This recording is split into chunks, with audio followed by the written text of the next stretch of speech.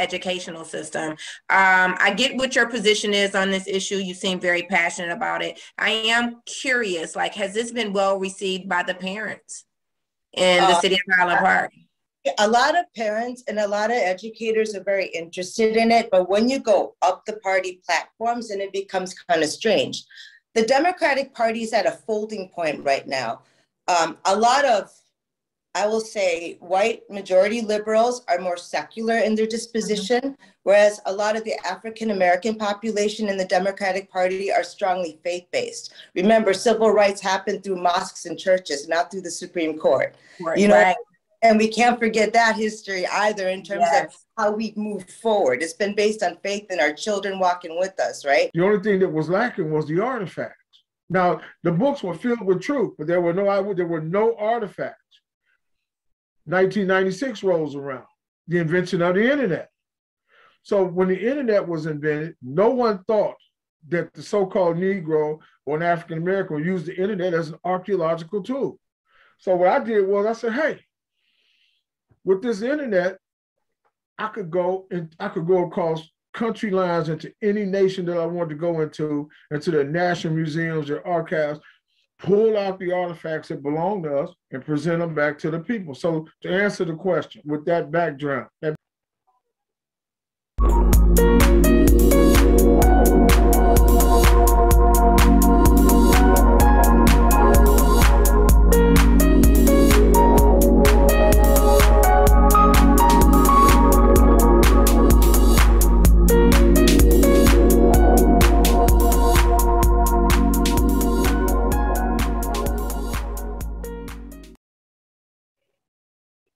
Hi, I'm Nicole Small, sitting in for Angela today, and we have some interesting guests and compelling stories, and we'll be right back after this.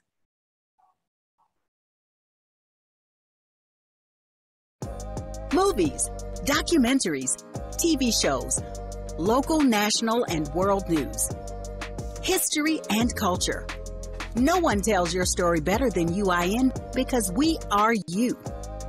With us, you can become more than a consumer.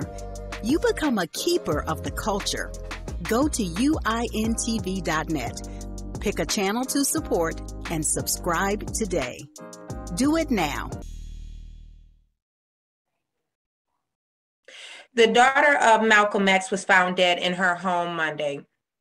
She was never able to meet her father, as her mother, Betty, was pregnant with her and her twin sister at the time of Malcolm X's death. This is interesting timing as the other developments in this story are happening right now. This is Democracy Now!, democracynow.org, The Quarantine Report. I'm Amy Goodman. The FBI and New York police departments are facing new calls to finally open their records related to the assassination of Malcolm X, shot dead 56 years ago at the Audubon Ballroom in Harlem, February 21st, 1965. This comes after the release of a deathbed confession of a former undercover New York police officer who admitted to being part of a broad New York police and FBI conspiracy targeting Malcolm. In the confession, the former officer, Raymond Wood, who died last year, admitted he entrapped two members of Malcolm's security team in another crime, a plot to blow up the Statue of Liberty, just days before the assassination. He witnessed some horrible things firsthand and also realized that he was a part of it after the fact. And so therefore, Ray was told by his handlers that not to repeat anything that he had seen or heard, or he would join Malcolm.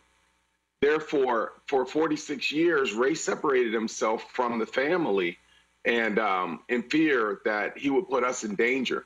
All those people who have been conspired against by the NYPD and the FBI, whether that be Walter Bowe, Khalid Saeed, whether it be Thomas Johnson, who was picked up, who wasn't even at the Audubon Ballroom, but to ensure that Ray's cover would not be blown, was arrested and served almost 3 decades in prison for a crime of killing Malcolm X that they all knew he did not do.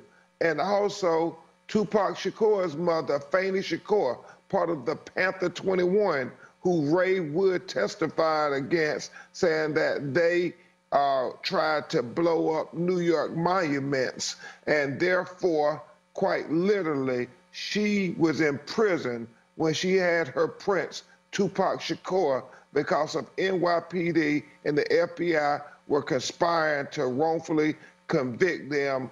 And as Ray Wood said in his letter, their job was to discredit civil rights organizations and black leaders. And that's why we're calling for a Malcolm X commission to be convened by the United States Congress. So his daughters, but also the people who was affected by these felonious actions of NYPD and the FBI to target black people can be exposed, because Amy, the past is prologue. As Reggie Wood and I have often taught, the same way they targeted Malcolm X for saying that black people deserve equality by any means necessary, they are targeting young Black Lives Matter activists today, labeling them as black identity extremists. As Attorney Crump has stated, these actions are still being used today. Detroit hospitals are experiencing an influx in COVID-19 patient cases. Michigan cases are leading in the highest rates throughout the nation. Speaking with reporters the other day, Mayor Mike Duggan says that hospitalization in the city of Detroit has doubled in the last 2 weeks, now standing at 256. Duggan says that if it doubles again, the city could be looking at a serious problem. If it doubles again in the next 3 weeks, we're going to see that we've had more serious problems and cases since the spring of 2020, of which we all know we were still trying to wrap our heads around, a great loss at that time.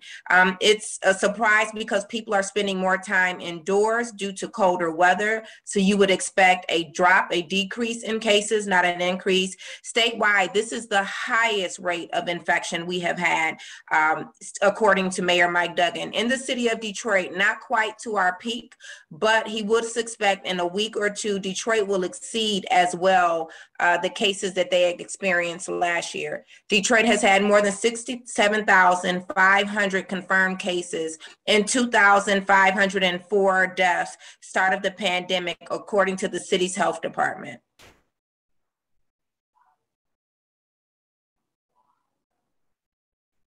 Are we taking a break? Jury deliberations have begun in the trial of 3 white men accused of killing Ahmaud Arbery. Former New York prosecutor and civil rights attorney Charles H. Cummings Jr. spoke with Rachel Maddox about the case and had this to say about the defense attorney's racially charged statements throughout the trial. What he is trying to do is basically put on the record anything that he can around this issue in order to try to preserve that record so that when and if his client is convicted, he will have an appeal. But I think there's a broader conversation to be had. Ultimately, when the facts are not on your side, you resort to these sorts of tactics as a Hail Mary to appeal to the lowest common denominator of what you see in that jury. People have to understand, one of the first rules of being a trial attorney is understanding your audience. You have to know your audience. And at this point, what you have seen from the defense attorneys, not just Mr. Go, but also George McMichael's defense attorney today, is the decision to put down the whisper and the dog whistle and pick up the bullhorn. And that's what you saw when you saw George McMichael's defense attorney today literally make references to Ahmaud Arbery that described him almost as though he were a runaway slave.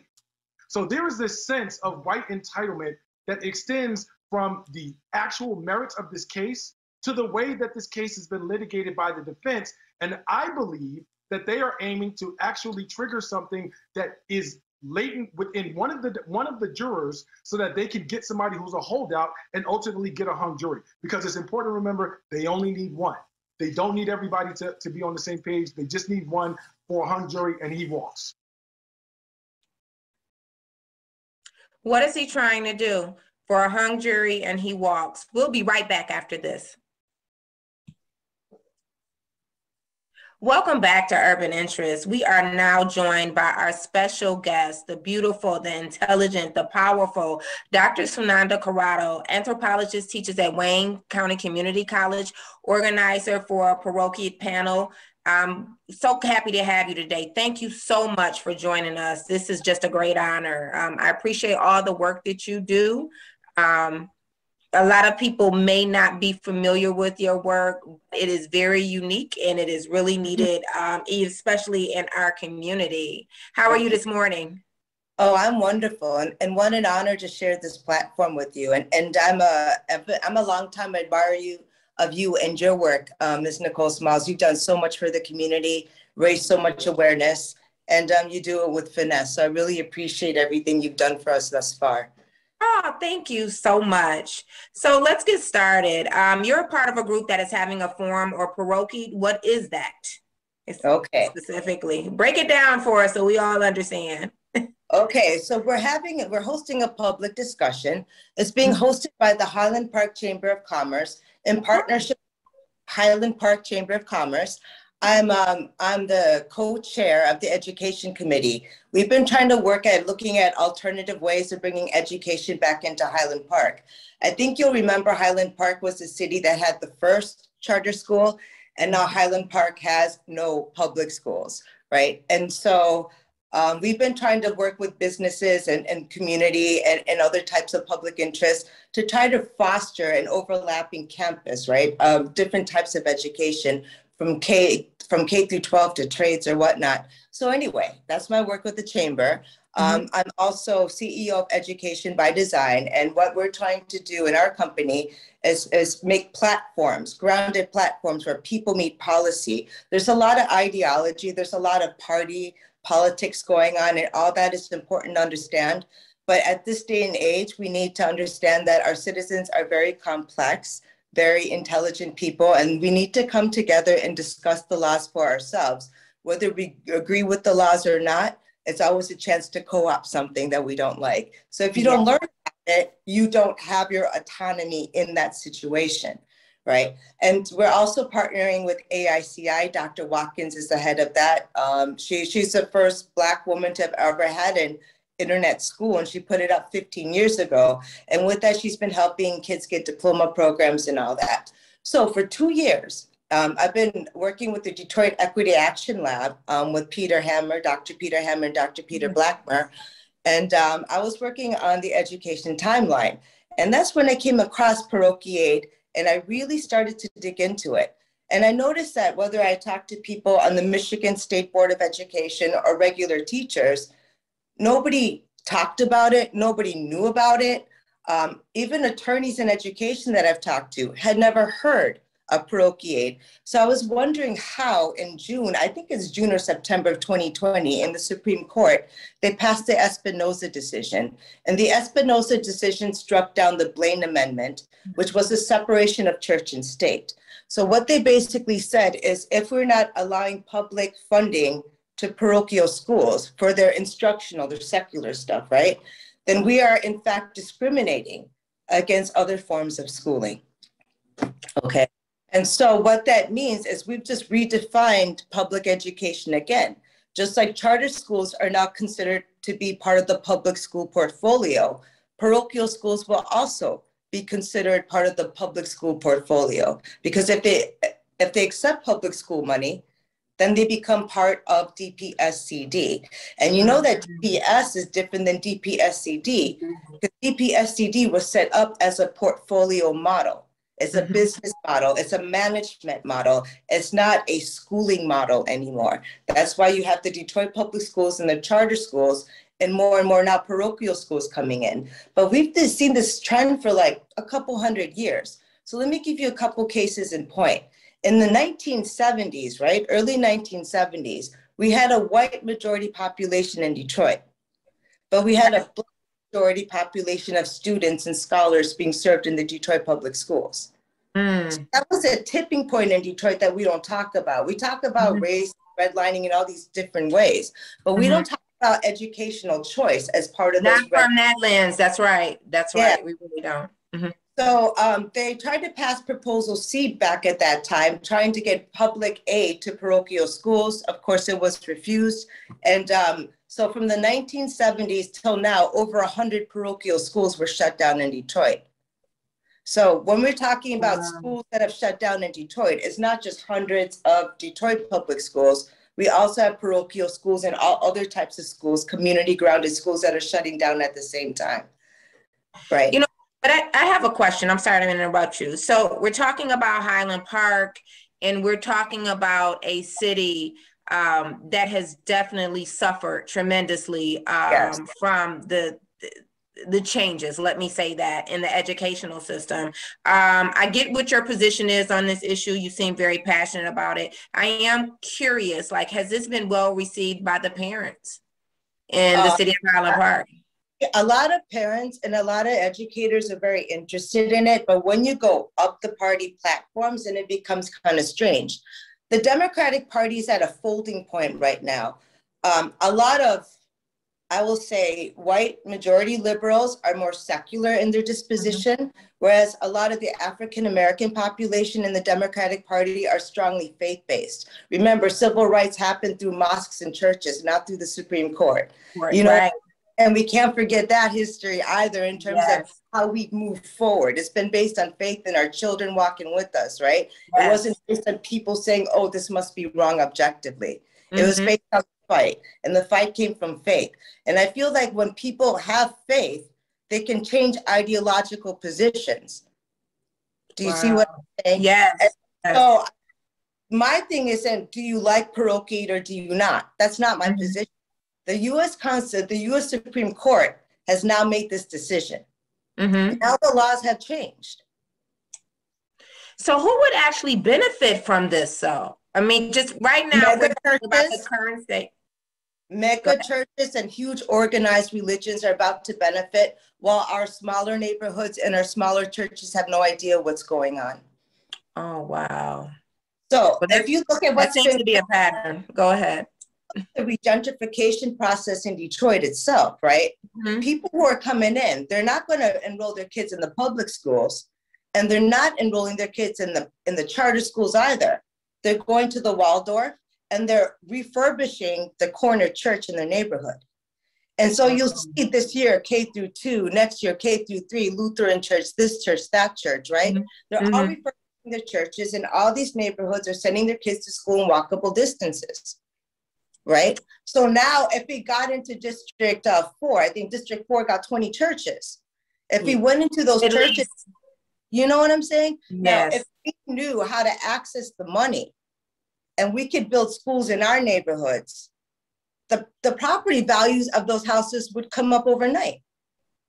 Yeah, but here's the thing, because we're oversaturated with churches, religious institutions, not just in District 4, throughout the city. You take a look at that, then it becomes this whole crab in the barrel type of behavior. And then, it just seems to me but you have over to and look over again, the children lose. I think sometimes they need to be a little bit more granular, in my opinion, about how, these funds will be distributed, and have some stricter guidelines around, who will be creating these educational institutions. Yeah.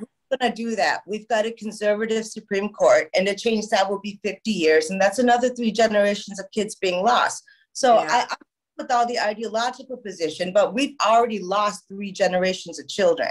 We need to be on the ground too, because we're not just talking about mega churches. We're talking about huge mosques, huge temples, Hindu, Jewish alike. There are other organized religions and other minority groups that are already privileged, like the South Asian groups like mine, that are going to benefit at this. So who's left out again? Who's left out again no matter what? I agree. And then you also touched upon DPS. So it seems as if they're more like Switzerland. They're playing both sides of the issue. Oh, heck yeah.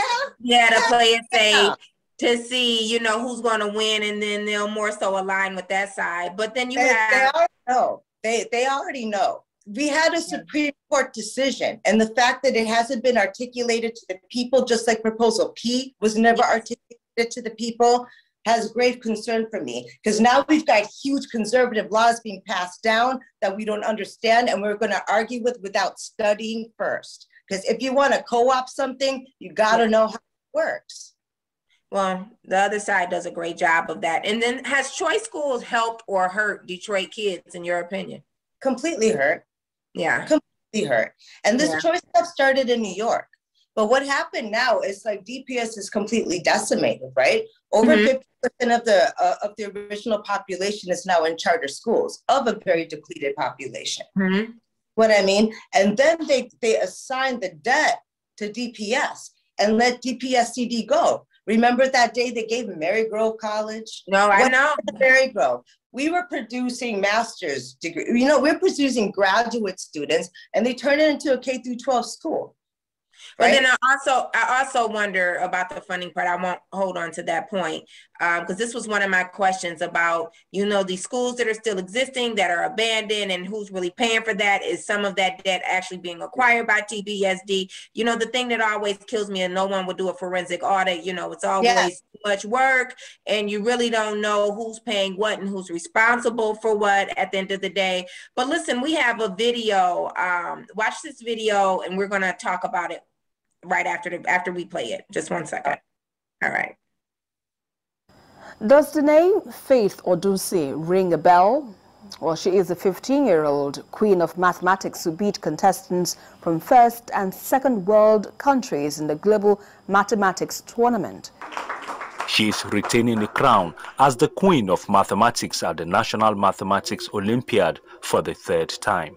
So I cross-checked, then I typed in my answer. So I was the first correct answer. So that's how I qualified to the finals automatically. This is her corner at home. She solves problems in mathematics into the dead of the night. She is from Indonesia and the Philippines. In the final, sounded like a cup of cake for her. The margin of victory with the closest rival was much. I was competing with Nicholas Lee from another country, I think Indonesia. So, well, I wasn't as scared as I was in semi-finals because, well, I got the hang of it and it was like, I saw the question how the junior was. So I said, Faith, you don't have to be scared. So we did the finals and God helped me. I got 40 points and he got 10 points. This popular mathematics TV show, she broke a record that will most likely take a very long time to be superseded. Multiply 1 over 3 by 5 over 6. Correct. She answered 19 questions in 60 seconds. 24,000. Correct. What is the sum? 28. Correct. What is the sum of the prime numbers between 1 and 5? 10. Are you into rocketry? I started with water propulsion, worked my way up to solid fuel, then went back to water after I set our garage on fire. Nice. I also tried to get some uranium and build an atomic engine, but that stuff's hard to find. Probably for the best. Good luck on your... Millions of Americans know characters like young Sheldon as super smart prodigies on television. Well, this morning you're going to meet the real deal, and we're going to put him on television. That's Caleb Anderson. He's a kid genius who is not yet a teenager, but is already cruising through college courses and is set to go to a very prestigious university. As Mark Strassman shows us, before he could even walk, Caleb could astound people around him. Which smart kids apply every year to Georgia Tech, but no one like Caleb Anderson. He's 12. I'm not really smart, I just grasp information quickly. So if I learn quicker, then I can get ahead faster. Wow, well, it's obvious that Black kids are more than capable. What do you think is the reason that they're not highlighted and really invested into in a more meaningful way in the city of Detroit? And also, let's talk about the state, because a lot of the reasons that our schools are in the predicament and the conditions that they're in are because of what happened with the state. Right. Dude, so where should I start? The way I see it is what happened to Detroit public schools is a debacle between the Democratic and the Republican Party. I don't see a difference between the two parties when it comes to Detroit. I agree. So I put it down to race, period. Now, if you look at emergency financial management throughout Michigan, all the Black cities lost everything. What did Hamtramck lose? Nothing. Nothing. It's a white city. In fact, if you look at them, they got more schools than they have children. Yes, they do. You know, yes, they do, and no one ever talks about that. They got their public school, and they got like 15,000 charter schools, 15,000 masjids. They have more schools than people. How did they do that? And how do we just come to only protecting one system down to it not even existing anymore? Because DPS really does not exist anymore. It just has a debt, and everybody's ignoring the debt. But you know what happens when you ignore a debt? They come back with it. And it's just like you said, we need a financial audit. We need that financial audit because we did not incur that debt. We had like what, a $129 million surplus when we took over. But I want to take us back to how it started. It was a Democrat who proposed a bill for the defunding of the schools. It was a Democrat. Yeah. It was Debbie Stabenow. But we forget, we re-elect people because they said, oh, this was just a joke. So you spend my tax money writing up a real legal bill that English just looked at and both houses passed in 10.2 seconds. Yes. What ever happened? And then the people who are re-electing her, who she really depends on, her and others, are the Black community. And, you know, and that's the problem. We show up more for those who have done us such an injustice than we show up for ourselves. But more importantly, specific to this topic, we show up more for others than we do for our own children. Now, what does that say? Well, I would like Governor Whitmer to respond to just a simple question of mine, because I know she's got a lot of admirers, and I love women in politics and all that sachet stuff, right? Yeah. But when the literacy case happened and she promised to settle with the grassroots community, and then she staved off the process so long, after she settled, why did she go back to the courts and ask them to take the case out? The case does not exist. The same reason we were supposed to have more equity in our curriculums in the school, especially the ones that were schools, cities of color, right? And then the first thing that you do is turn around and go and try to shut down Benton Harbor. I mean, it's a pattern of behavior here, but when are we going to wake up? I think we've always known what's going on. Yeah. I think America just really wants to be blind to the blunder of our racism. We really want to be blind to the fact that this is how we work. I agree. You know what I mean? We could say that it's about money, but money comes from flesh and bone. Money doesn't grow on trees. We make it out of hands, and our hands are still the hands of slavery.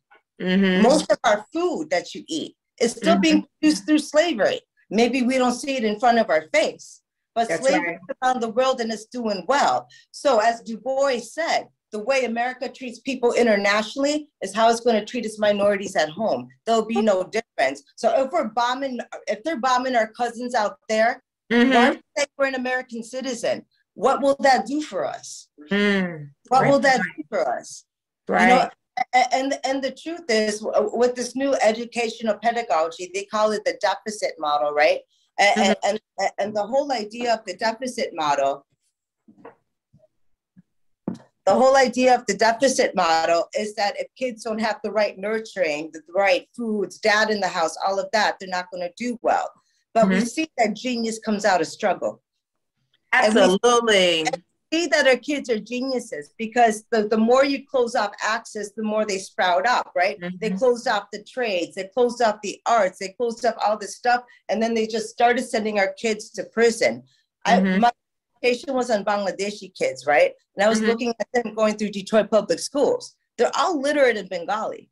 They already knew how to read before they got here. But after they graduated from Detroit public schools, they still could not read and write in English. So if they could not read and write in English, already being a literate community, it's DPS unteaching kids how to read. And this has been something that our community has been suffering from for decades. See, this isn't something that just happened last year or overnight. Well, let me ask you one more question. How does it cost America by not using all of the OFD funds for our smart kids? I'll tell you what. America's becoming more and more of privilege. And if you look at America like you look at South Africa, what you'll see is we're becoming a majority minority population. So what's going to happen is the minority elite are going to collect themselves in law and government. And that's exactly what's going to happen right now. We're going to be run by a white elite minority, just like South Africa. It's been done historically, it's being done right now. The idea of a white majority is what's depleted now. People don't believe we're a white majority country anymore, but we're still definitely a white country. Just like they better wake up. Yeah. They better wake up. I don't know how they don't see that it's actually glaring and it's right here in all of our faces. Changes are coming. Changes are coming, and we got to start looking at Detroit from a global level, right? I agree. Because right now we actually got two different world economies. We got the American one and we got the Chinese one. It could be a matter of like 15, 20 years before communities can actually ask for funding outside of the American government, not be redlined, not be red taped, and get it. Listen, this has been an amazing conversation. I appreciate you so much for joining us today on Urban Interest. It's always a pleasure. Hopefully we will have you back soon. And thank you so much, Dr. Corrado. It was a pleasure. So informative. You know, you opened up our eyes to a lot of things that are going on and a lot of issues we've been talking about. And you have a great day and happy holidays. Hopefully you have some time off to spend with your family. Oh, thank you. And you too. And we'll come back and talk about that fiscal situation, that audit. I've got some good people for you. Okay, sounds great. Thank you. God bless y'all. Live strong. Right back on Urban Interest after this break.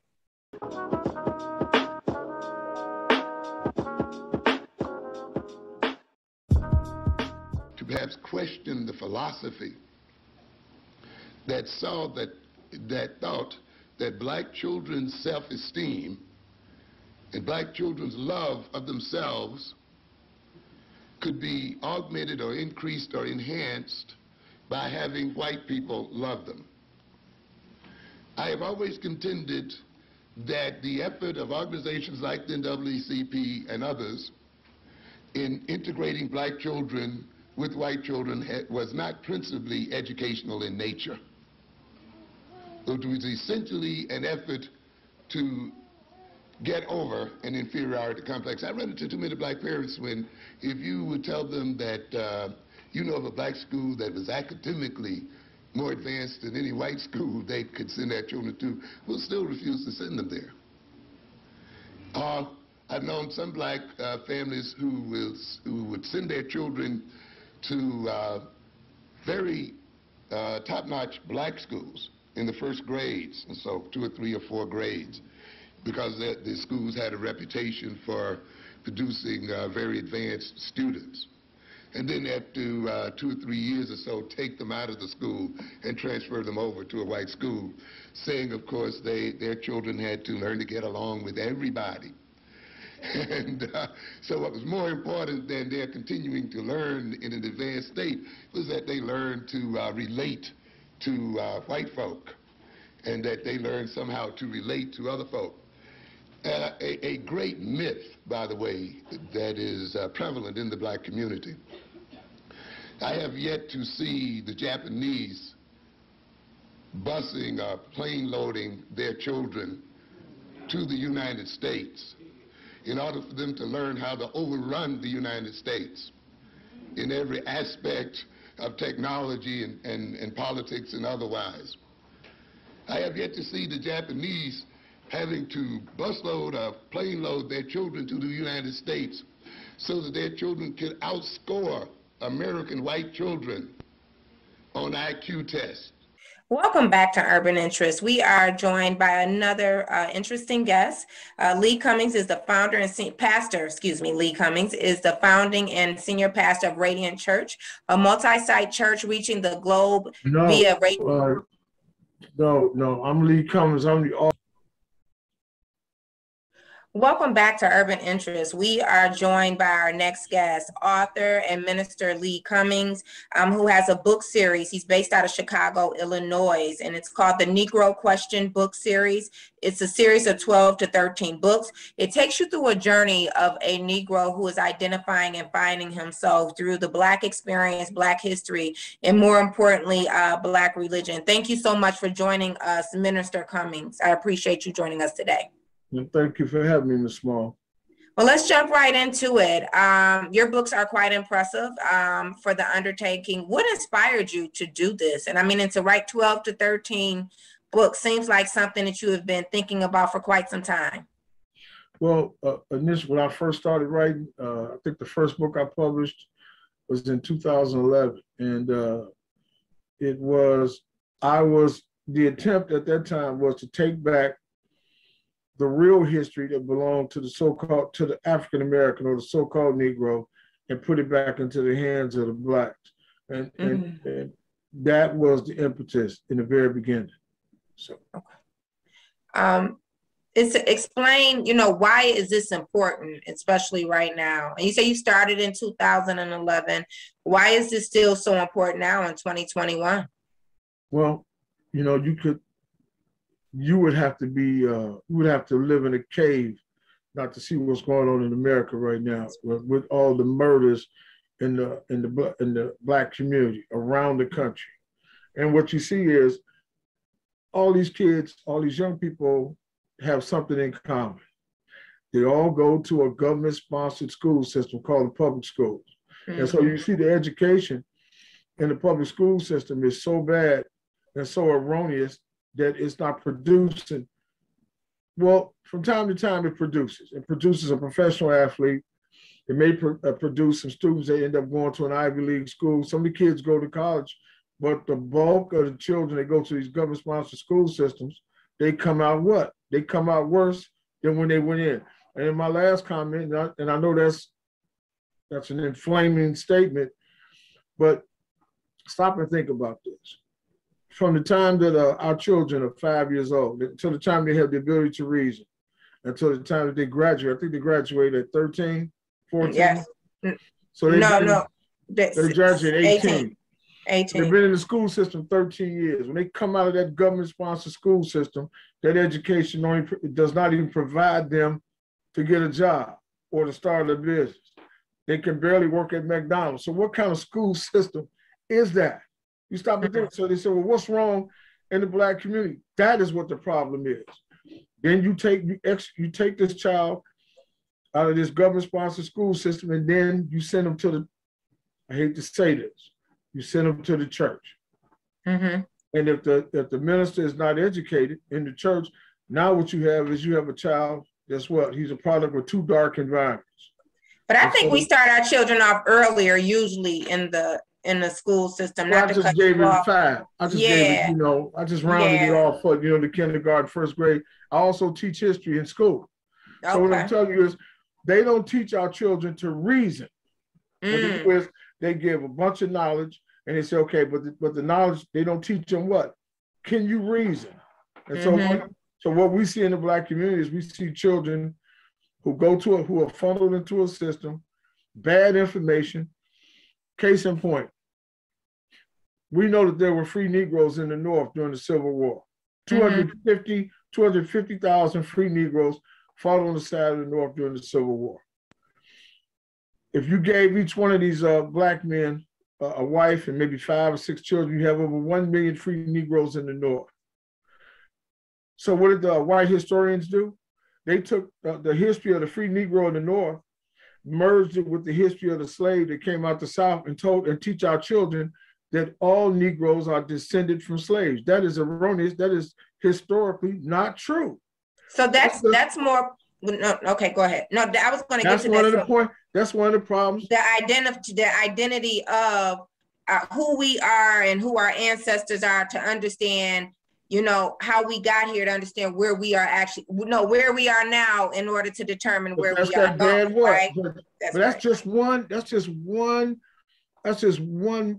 small point to show you that they are deliberately misteaching the children. You are a descendant of a slave. Well, I always tell people, I say, listen, every once in a while, you're going to meet a brother or a sister with the last name Freeman or Freeman. That's not a name. That's a condition. They were always free. And so this is the problem. This is one of the reasons why we came out with the Negro Question book series.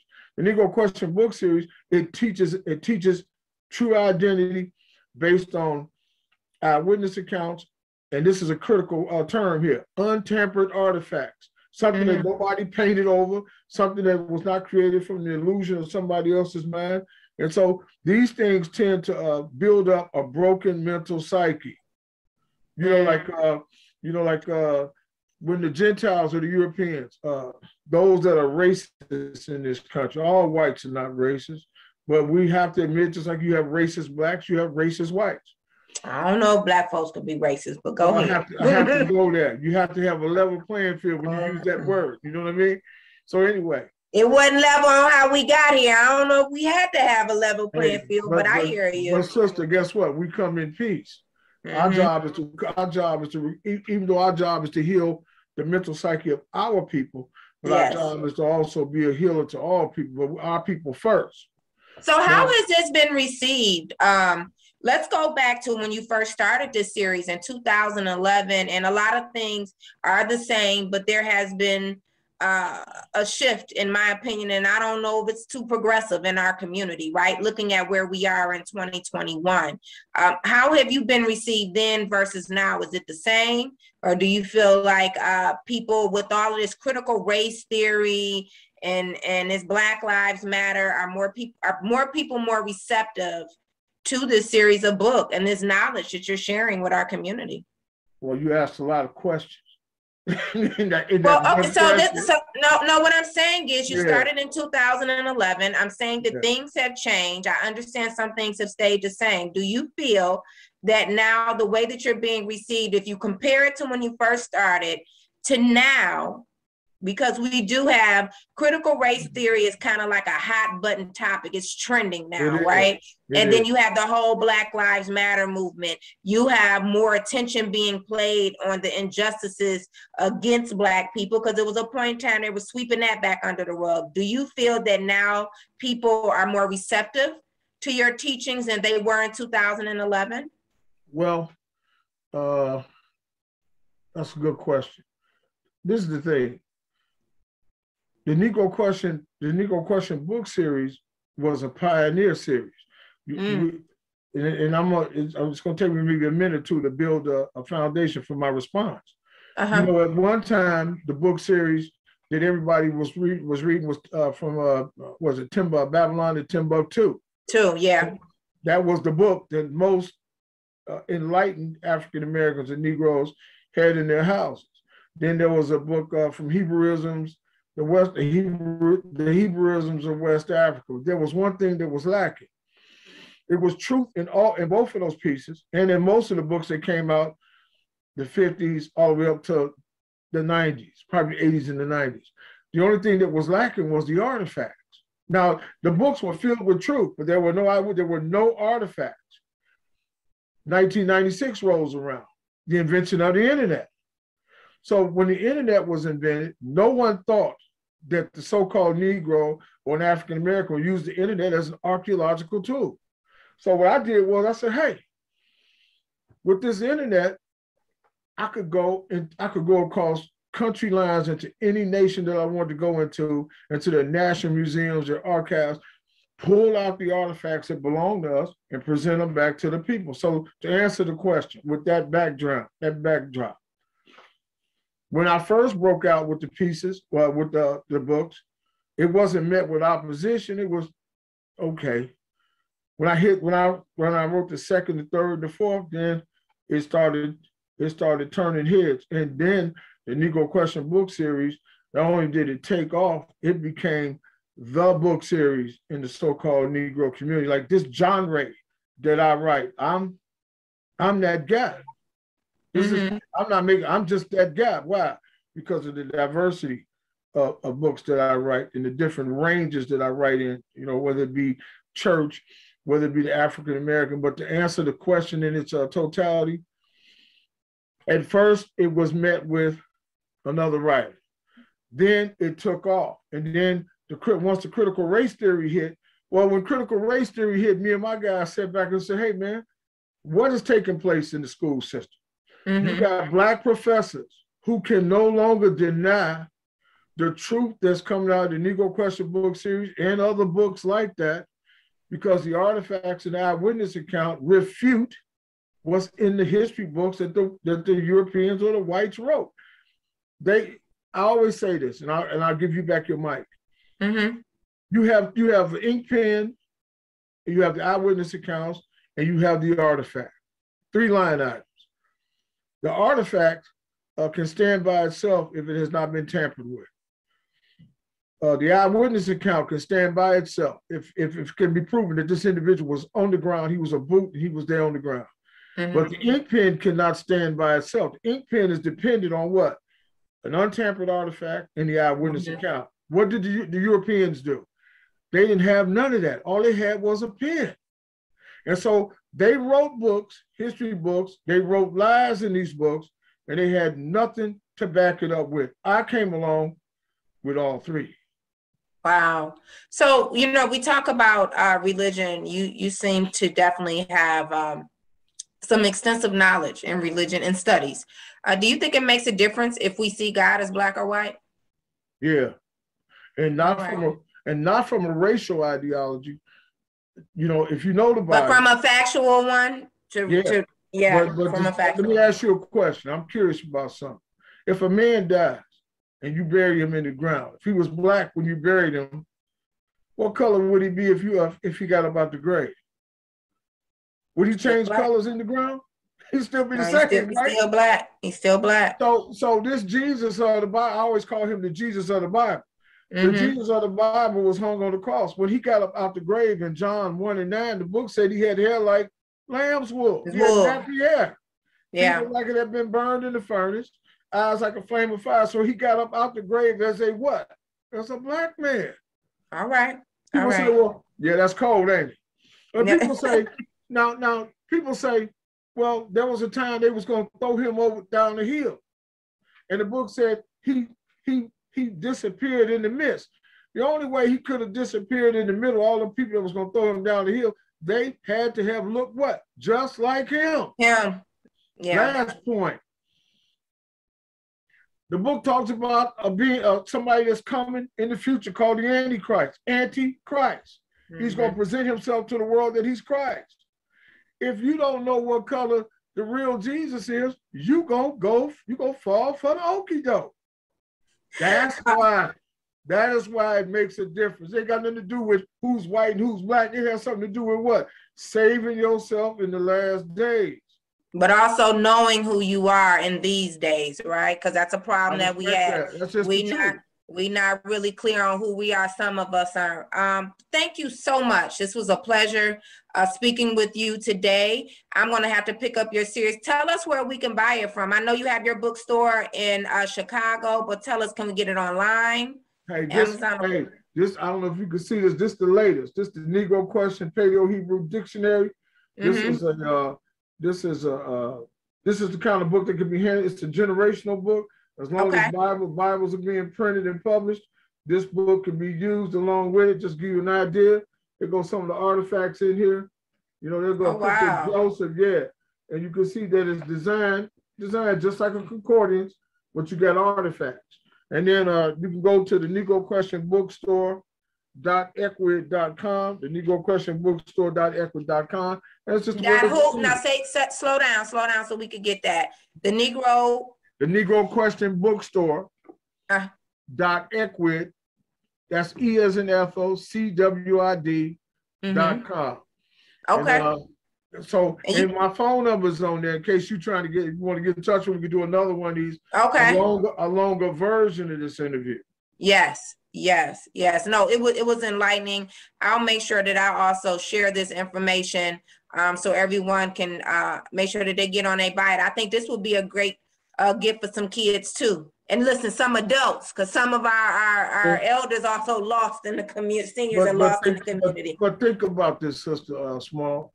There ain't nothing small about you. I want you to know that. But think about this. 1960. 1865 to 1965, our elders weren't taught anything. So there was, out of 5 million Negroes or 20 million Negroes at that time, how many were truly educated? We don't know. Yeah. 1965 to probably 1980 was probably the first educated group. We say 1975, 1980. That's the first educated group of Negroes. Then 40 years later is what? The second group. So it's really only two, technically, it's only two generations, our generations. And so the old timers, Big Mama and Grandmama and them, they get a pass. Yeah. But we don't get a pass. That's right. We have a responsibility and an obligation. We really and truly do. Thank you so much. I appreciate you coming in today. I hope that you are getting some time off to enjoy with your family. And hopefully we'll have you back again. Well, I'm going to sleep. That's what I'm doing. Get you some rest. Listen, that's the best thing that you can do. I enjoyed this. Love. All right. Take care. All right. All right. Talk to you soon. All right. Peace. Well, thank you to both of our guests today, author and minister Lee Cummings and Dr. Corrado, for joining us today. This is Urban Interest. Stay tuned, stay connected. Also connect with us on our new Instagram page, urban.interest. For today's episode and more, check out DETIPTV.com and UIN.